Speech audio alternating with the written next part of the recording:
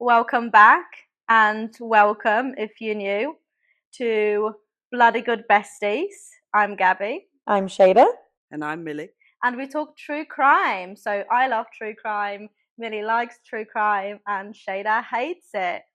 I'm back in the host seat. It was strange sitting in the middle and just listening to a story and not knowing what the story is about. I don't do well with being uncomfortable.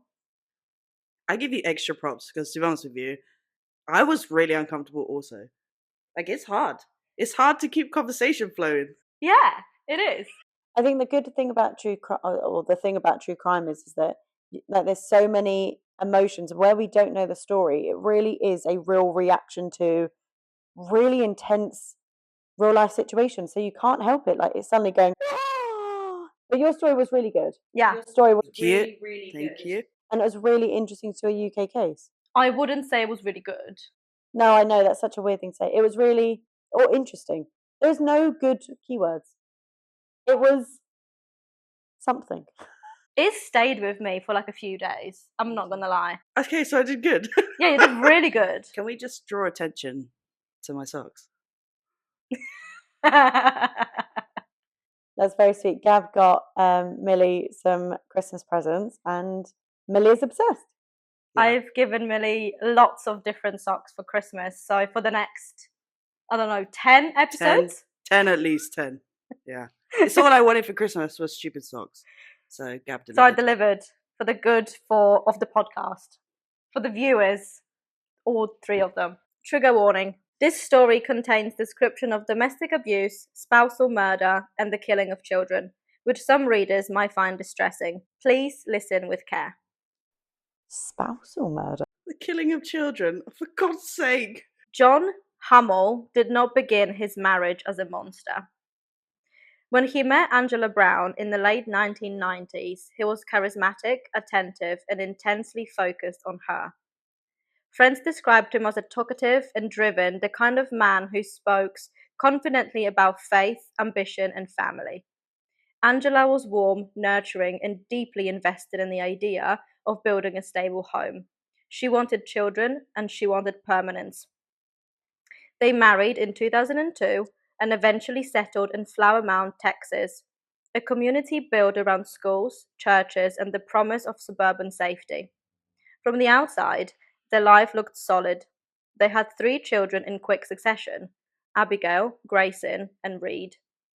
Family photographs showed smiling faces, birthdays, holidays, and backyard moments that looked indistinguishable from thousands of other American families. But very early on, the relationship settled into a pattern that would later prove deadly. John's love was not passive, it was possessive. He wanted to be central to every decision, every movement, and every relationship Angela had outside of him. What began as attentiveness slowly transformed into scrutiny. Angela's phones were questioned, her friendships were subtly discouraged. Money became something John oversaw, tracked, and rationed. At first, Angela interpreted this as concern. Over time, it felt like surveillance. As the years passed, John's behavior grew increasingly rigid. Arguments were no longer disagreements, they were interrogations. He demanded explanations for everything and perceived disloyalties. If Angela pushed back, he accused her of not loving him enough, of failing as a wife, of threatening the family's unit. Witnesses later testified that Angela lived in a constant state of emotional tension. She walked carefully around John's mood. She tried to de-escalate to keep peace for the sake of the children, but peace was never permanent. Witnesses also testified that John frequently used emotional threats to keep Angela from leaving. He told her repeatedly that she was destroying the family, the children would suffer if she left, and he would not survive without her. Investigators later described these statements as manipulative dependency threats, as a common coercive tactic. John framed Angela's independence as cruelty, casting himself as the victim in order to make her feel responsible for his emotional stability. It's crazy how someone can manipulate someone so much that they twist it completely.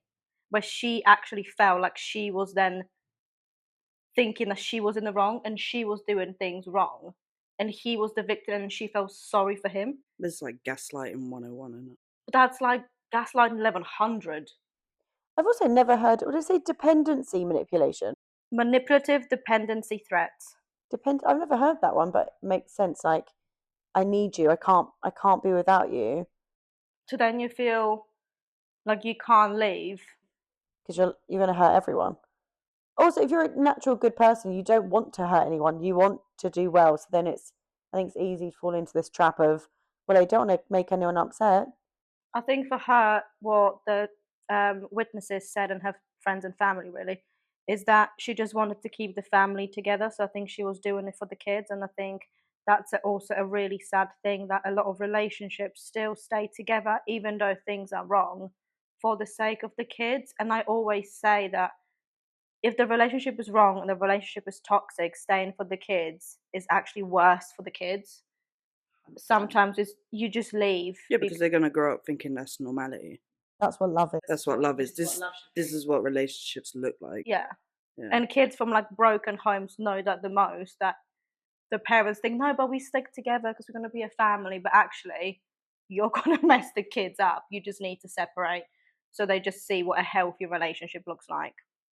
And I think that's exactly what we're going to see here. John alternated between remorse and rage. After explosive arguments, he would apologize profusely, promise change, speak about faith and renewal. Then the cycle would repeat. This push and pull, affection followed by control, remorse followed by blame, kept Angela emotionally attached long after the relationship had stopped being safe. John tightly controlled household finances. Angela had limited access to money and was expected to account for every spending. Friends said Angela often needed to explain purchases, even basic ones, and worried about John's reaction to financial independence. This control increased as the marriage deteriorated, particularly when Angela began planning to leave. This wasn't just about money, it was about limiting her ability to act independently. And I think this is what abusers do, right? Like they'll take away your independence, money, they'll isolate you from friends, family. At this point, you're on your own. So if they say, well, where are you going to go? Mm-hmm. Who are you going to go to? You're also just so broke down at this point from I don't know if it was physical violence, but like emotional violence. It's I love you, I'm sorry, I'll never do it again, and it's good, and it's bad, and it's good again, it's bad again. Like, I think as a person, you just lose every sense of normality, and you become in this like bubble of This is normal. And actually, like, he does love me, and I'm confused, and I'm lost, and every other relationship probably has this, and they're faking happiness, and like, yeah, wild. Because it will go from abuse, verbal and emotional, to then, but I love you so much. Like, no one's going to love you more than me. And it's like, you're just there like, but he loves me. So, or she loves me. It's not just men, right? But mostly men. And then you're confused, right? Like, but this is love. He loves me. So he will never kill me. Foreshadowing. Several people testify that Angela became increasingly isolated during the marriage. This wasn't because John explicitly forbade friendships. Instead, he criticized people Angela spent time with, accused them of, quote, turning her against him, and created tension after social interactions. So, like, on purpose, they would go somewhere on purpose, he would cause problems within those spaces, and then she just wouldn't want to go again, or eventually they just wouldn't want to spend time with them because it would just cause problems, or this person doesn't want us being together, or every time we go there's arguments. So at that point you just stop because you just want to have peace. It'd like make it sound comfortable that she just wouldn't, like, just it's better not doing it. And I think it's getting to the point for the victim that they just want peace, so they will do anything to have peace. So if that means not going there because if I go there we're going to argue or it's going to get violent, I'd rather just not go. So then you're just completely isolated. Over time, Angela saw friends less often because the emotional cost afterward was too high. This pattern, allowing contact but punishing it, was a well-documented form of coercive control. But the late 2000s, Angela had begun to understand something critical. John did not see her as an equal partner. He saw her as something that belonged to him. In 2009, Angela finally left. She took the children and moved into a separate home. The separation was not sudden or impulsive. It was the result of years of fear, exhaustion, and quiet planning. For Angela, leaving was an act of survival. For John, it was an annihilation. Text messages and voicemails recovered by the investigators later showed a man unraveling. John was acting wildly between begging and fury. One moment, he pleaded for reconciliation, insisting the family could still be saved.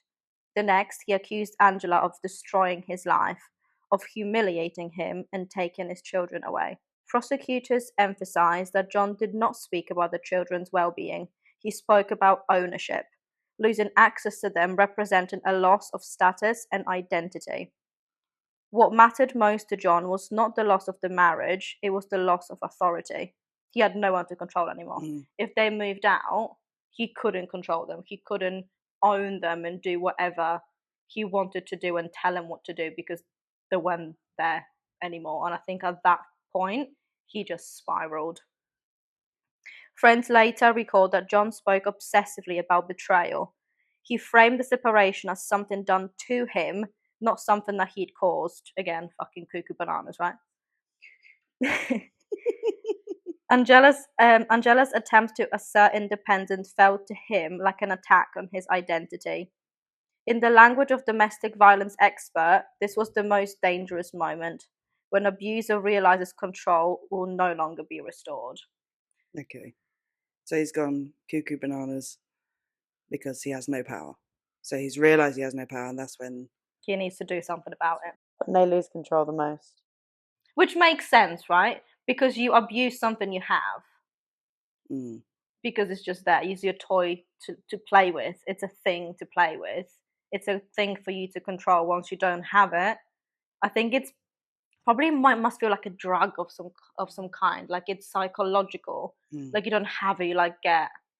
I must get it. I must get it back. I need to get something back, or rage. I was like, how dare you? Sort of feeling. Well, I don't know because I'm not a fucking psycho. Or am I? / cuckoo bananas. / cuckoo bananas. I like that one. By the time September 20th, 2009 arrived, John Hummel's world had narrowed to a single obsessive idea, that his family was being taken from him and that he had no power left to stop it. In the weeks following Angela's departure, his behavior had become increasingly erratic. Friends later testified that John spoke constantly about betrayal. He fixated on divorce as injustice rather than a consequence of his actions.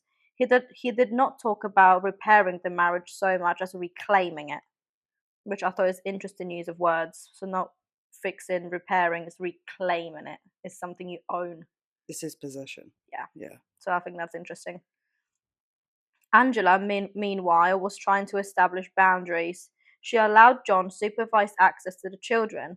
She attempted to keep interactions civil. But investigators later noted that John interpreted every boundary as provocation. So, like, how dare you put a boundary in? Like, you're mine. On the morning of September 20th, John drove to Angela's home under pretext of seeing the children. There was no forced entry, no raised alarm. The visit appeared ordinary. What happened inside was anything but. Evidence presented at trial showed that John brought a knife with him. Prosecutors argued that this was not impulsive, that it was demonstrated planning. Angela was attacked first. There was no sign of struggle with a stranger, no chaotic confrontation. This was targeted, intimate, inflicted by someone she knew. So he killed her with a knife. He just stabbed her straight up in her own home. What I don't understand, I think is the most chilling, is when I was researching this, I just don't get it. After killing Angela, John turned the knife on their children. Each was killed in the home. Medical testimony later described wounds consistent with sustained, deliberate attacks rather than sudden loss of control. And I don't get it. I just what don't do they get mean it. by sustained delivered attack? So each individual stroke was it wasn't like when you just so in the fury where you just can't control yourself and like you just frantic. like, just go at it. It was, he knew exactly what he was. It was deliberate. It wasn't Does it frantic say how many attacks. times he stabbed each of them? Or Probably, but I probably wouldn't want to get into. imagine stabbing your children. I Though. think It's not even it quick. doesn't. It doesn't even matter if it was 1 or 20, in my opinion. Anyway, you're stabbing your own child. I get it. You can't have anything worse than killing your own child, right? But stabbing is incredibly personal, so and personal. it's most of the time a slow death. It's not an instant death. So you're not even killing your kids with kindness here. You're making them suffer. You're butchering your kids. You're butchering your child. Yeah. He's obviously sensing like loads of rejection, loss of control, and he's gone, well, my wife doesn't love me, and you'll learn. You're gonna. And if I don't know this, but like I can imagine a case like the kids were like, no, Dad, let's stop it, get off, or we don't like you, go away, I don't want to see you. And he's going, you're gonna learn. You're not nothing without me.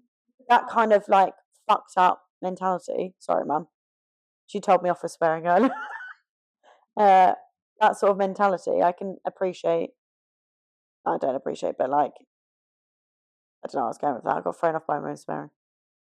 To me, it's like you can't even fathom what was happening in that home, where you think someone coming to your home so violent, you think it's a stranger. You're not gonna think that your dad is coming in to kill you for no reason. I'm about to say the wife, like, not that I get it because I don't get it at all. The wife, I kind of get. I get she made the decision to leave him. She took away his power. He'd have a vendetta against her or whatever.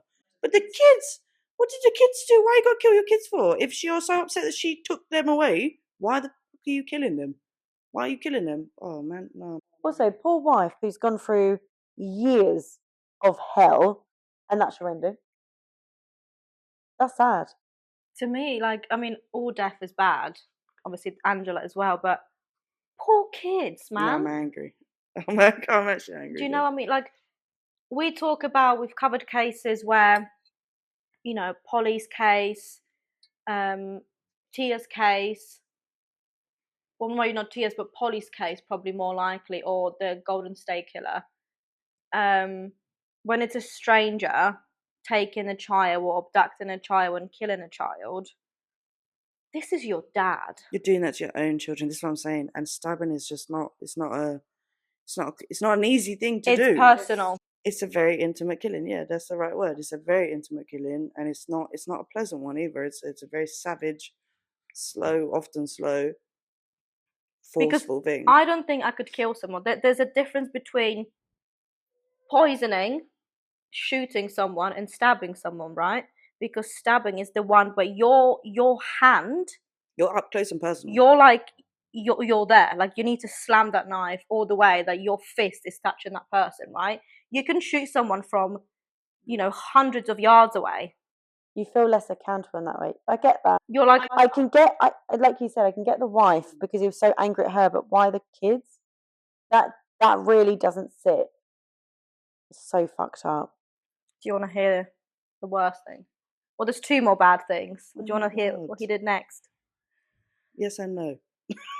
When it was over, John did not call for help. He did not flee in panic. He washed himself, changed his clothes, and left the house. Washed his clothes? He washed himself from the blood, he changed his clothes, and he left the house. To investigators, this behavior mattered. That's like a massive piece of information because it shows composure. You're not frantic. No remorse. No remorse. It's awareness and control. You know exactly what you're doing. You're not all over the place like, what the F have I just done? What the hell? I'm about to say you can't plead insanity on that shit when you're just... What the fuck is having a bubble bath? Interesting you're saying that, Millie. Did he plead insanity? Fat shit. You fucking washed yourself and got changed, man. You ain't insane.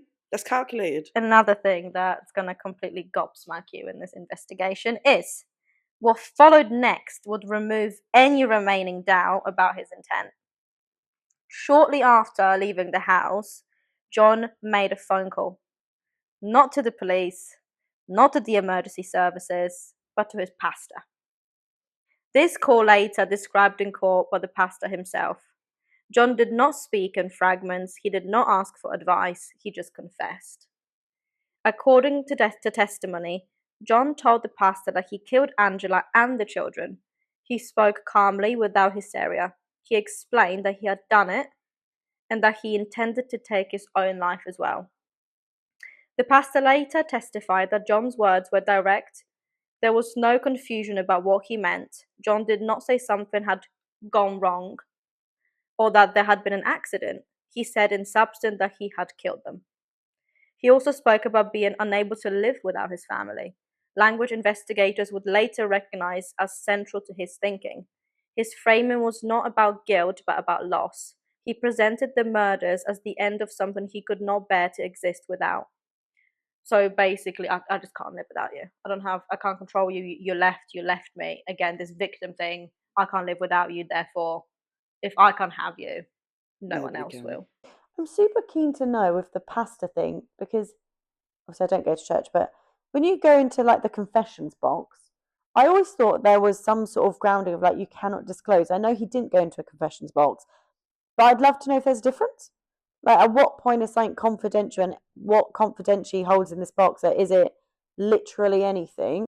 I'm sure there was a law that changed that, that if someone confessed to their pastor that they had committed crimes, like there is a level of crime that I'm sure risk to yourself, risk your family, risk to someone else, or risk yourself. Like yes, therapy or anything, they'll say we'll keep it confidential, but if we feel you're at risk to someone else yourself, we will call for harm to yourself or others. Yeah. We should look that up. He said he's going to kill himself. That's why it came forward. Or the fact that he just admitted he killed his wife and kids. But that's what I'm trying to say. But that's past tense. I don't know what the process would be, and I'd love to know, and I will find out. We should look at that process is to know. In my opinion, if you're a pastor, a priest, whatever, and someone's telling you, I killed someone, I wanted to confess my sins in front of God, don't tell anyone. Best believe I'm telling the police. I think there is something that changed that made them have to do that. But I think there was a thing initially where it was like a note you don't ever disclose, and that was the whole point of this confession box. I don't know if it's called a box, and I'm sorry if I'm being disrespectful. I don't know what it is. But I think everyone knows what I'm talking about. Yeah. You got a thing. Anyway. He did the right thing coming forward. Obviously, I'm just curious to know. Should I look it up now? If someone confesses a crime to a priest, the priest is bound by the sacred seal of confession. But that's Catholicism. Meaning that one. Meaning they cannot reveal it to anyone, including authorities, without risking automatic excommunication. But what if someone fucking talk about murder? I'm sure they can't. Law came in there. While they can't report it, the priest can strongly encourage the person to confess to police, make restitution, or turn themselves in as a part of their penance. Absolute secrecy, cannot disclose anything heard in confession, even if it's a murder or future crime. No breaking the seal. Breaking the seal results in automatic excommunication for the priest. The priest can advise the person to seek justice. The church views the seal as a definite divine law, often prioritizing it over legal laws, leading a historical conflict between priests facing jail time for refusing to reveal confessions. That's fucking. I'm not being funny, but that's fucking bullshit. I'd get excommunicated then, because I'd tell the Bobo. It goes against the whole point, though, doesn't it? Like, what is the point of anyone ever confessing to a priest if that's then the case? There's no point in the confession. We're talking about murder, honey. We're not talking about fucking cheating on your spouse. We're talking about murder. There's exceptions. Potential exceptions. Exceptions. Immediate harm / child abuse. Some jurisdictions and interpretations allow priests to report information if there's immediate threat to life or severe child abuse, even if it technically breaches the seal. This is also according to Google. Maybe because it's a child, I don't know. But luckily, the pastor immediately contacted the law enforcement. Damn right they should. When police arrived at Angela's home, they found the scene exactly as John had described. The bodies were inside. There was no sign of intrusion. The confession was corroborated almost instantly by the physical evidence. Meanwhile, officers began searching for John. He was located later that day and taken into custody without resistance. Detectives would later say that the phone call mattered as much as the crime scene. It stripped away any suggestion of confusion or temporary insanity. Jordan had known what he had done. He articulated it clearly. and had communicated it voluntarily. During interrogation, he did not deny his actions. He did not argue the facts. Instead, he explained himself. He spoke in flat, controlled tone, framing the murders as tragic inevitability. He told investigators he, quote, couldn't live without his family. He said Angela had taken everything from him. He suggested that killing the children spared them future suffering. So basically, what he's saying is, I killed the kids to spare them suffering from not having a mum and dad probably going to prison. Suffering from not having a mum. You killed the mum. What do you think was gonna? No, man. I'm sorry. This is actually making me mad. So I don't know who anyone can kill their kids like that. It's with a knife. It's not even. Oh, no, I'm actually mad. It's not even the end of it yet. Investigators stated that he suggested their children would be, quote, better off dead than living without the family intact. What the fuck? What land are you actually? What planet are you on? You actually sound insane, but you're not insane, obviously, because you know exactly what you did. But you fucking sound insane. I don't think you can find one person that would actually agree with you. Never. Investigators recognized this language immediately. It was not grief, it was entitlement. John showed no genuine remorse. He did not dwell on the pain he caused. He returned repeatedly to his own loss, his own humiliation, and his own despair. Me, narcissist. The murders were presented as a solution, a way to reclaim control in a life he believed had slipped beyond his control. To detectives, the picture was clear. This was not insanity. This was rage wrapped in self-pity. One detective testified that there was, quote, no confusion about reality during questioning. His phrase is often cited because it directly counters claims of insanity, which is what you were saying earlier, Millie. Yeah, I'm about to say save all this evidence because all of this is just, if they come out with an insanity plea, it's game over. Yeah, no chance. Oh, listen to this. Oh, fuck! Gabby, if you tell me you're still alive like fucking crackhead Santa Claus, I'm going to be so annoyed. Oh, okay. So John's trial began in 2011. So the murders happened in 2009 in Denton County, Texas. The prosecution laid out a story from the early signs of control in the marriage to the escalation after separation. They presented evidence of planning. The confession, the expert testimony explained the dynamics of intimate partner homicide and family decimation. Prosecution, this is very interesting. So I looked up like what different experts they've actually had, like what were they saying? Because this is a lot, because you've got the physical evidence, right? Like this is obvious. But the psychological experts, like what actually drove you, because it's so insane what you've just done.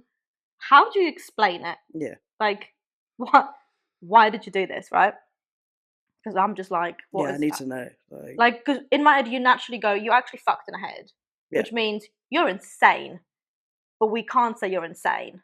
So what's the other angle that we can, does that make sense? Because it makes you go, you're fucked in the head. I mean, you're insane, but like rational. You rationalize your insanity.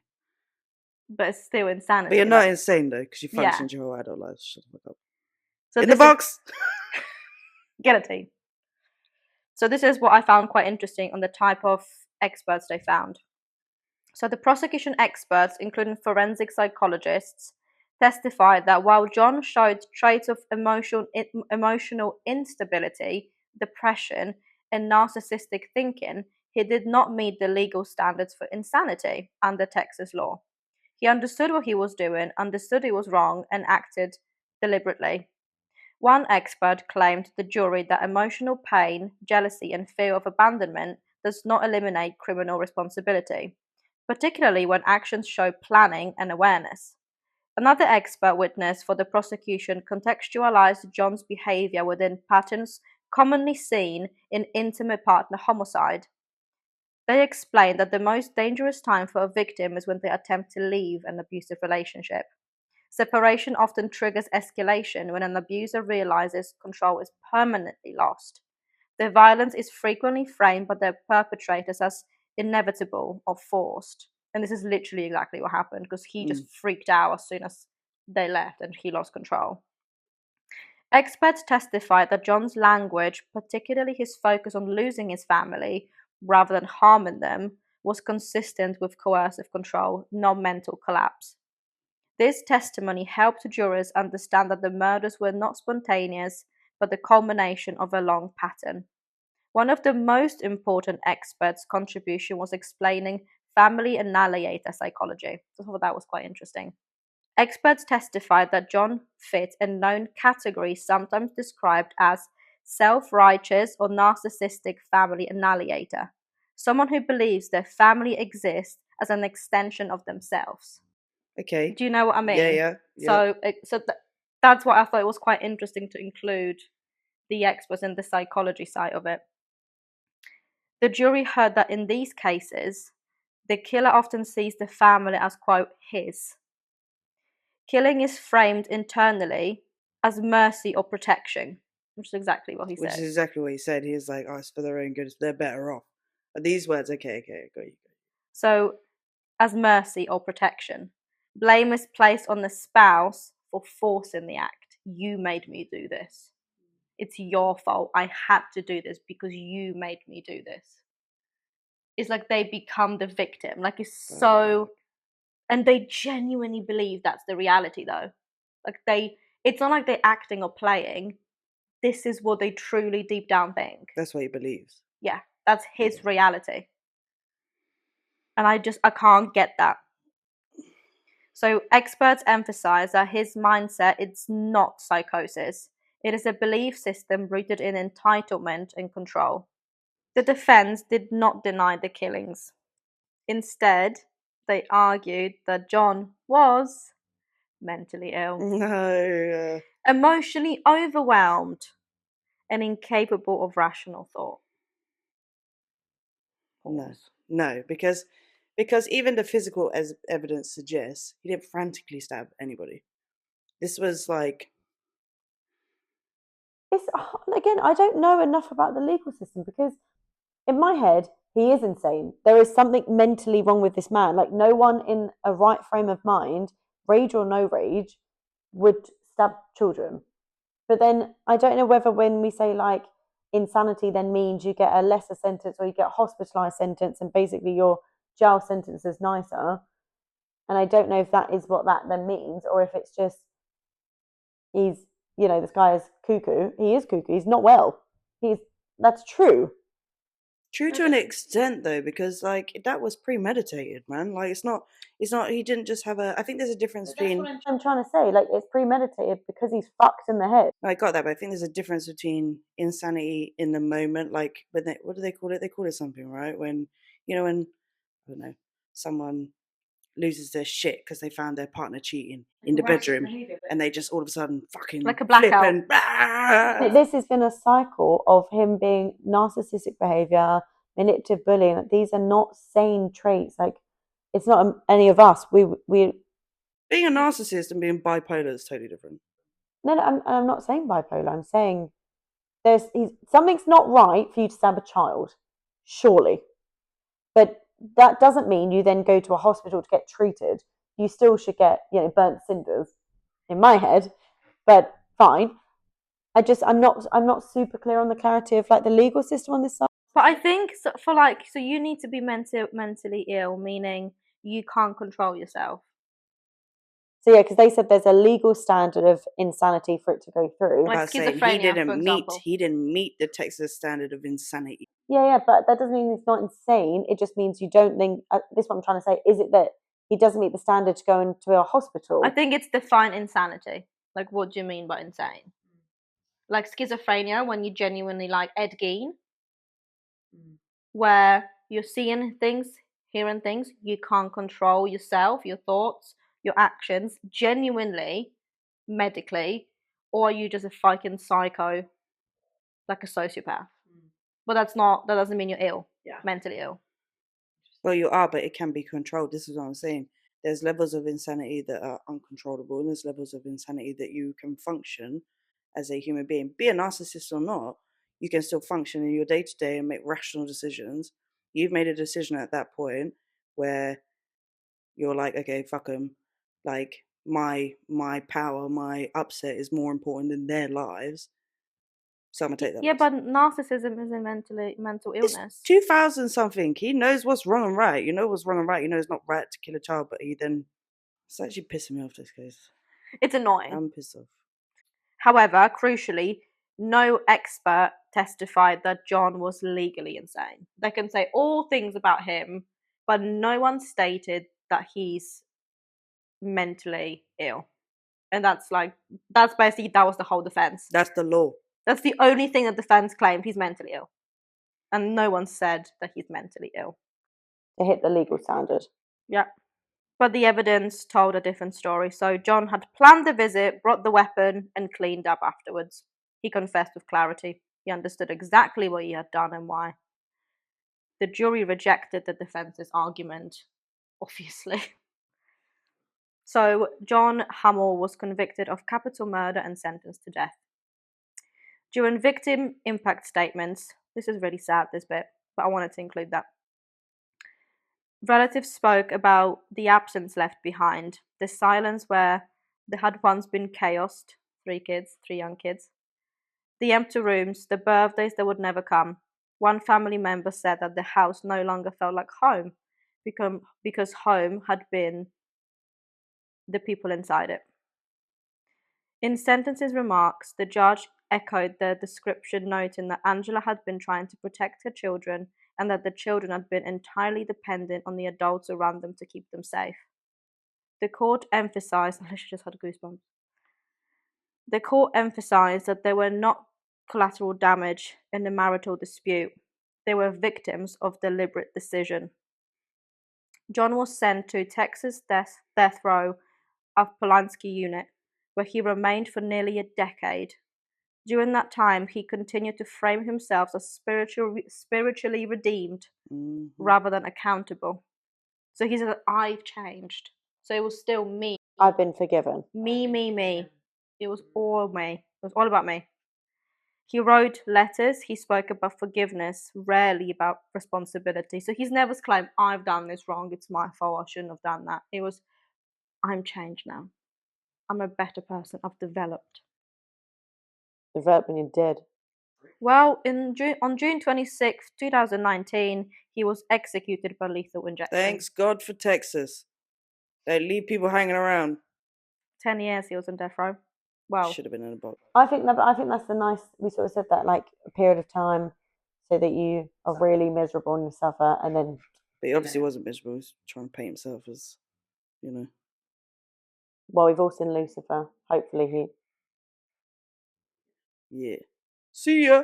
He's a narcissist. He doesn't feel any guilt. no. As far as he's concerned, he confessed, which means he'll go to heaven.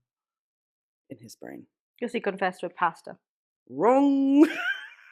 In the aftermath, the marriage between John and Angela was re-examined not as a failed relationship, but as a warning. There were no sudden signs, no dramatic turning point, just years of control, tightening slowly until leaving became dangerous. It's also scary because that makes the victims not want to leave. Because if the experts are saying that once you leave, that's the most dangerous part.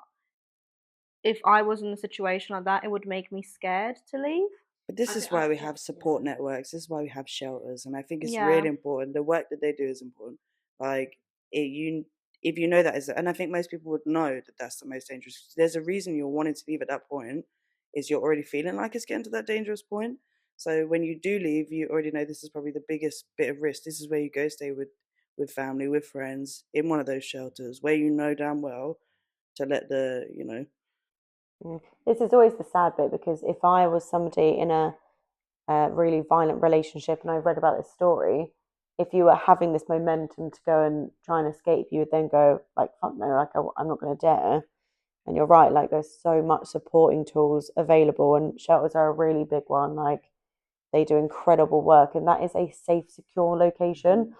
So, like, yes, in this moment of rage, it's how it's reacted, but they can keep you for I don't know how long, but quite a long period of time, they can keep you in a shelter where you feel safe and protected, with a bed and a cover and a community. And that's probably the biggest part, because, you know, you're so secluded. you probably haven't spoken to anyone, and That's what I'm saying. You're isolated, but they have a community with people in similar situations where you build that friendship back up, you build that space back up. I also just hope these sort of cases, that for people who are in a relationship where their partner's even a bit red flaggy, be kind to yourself, get rid. People can't change, like, especially if it's past certain points. Danger zone. There are so plenty of fish in the sea. It's not worth that risk. It's never worth that risk.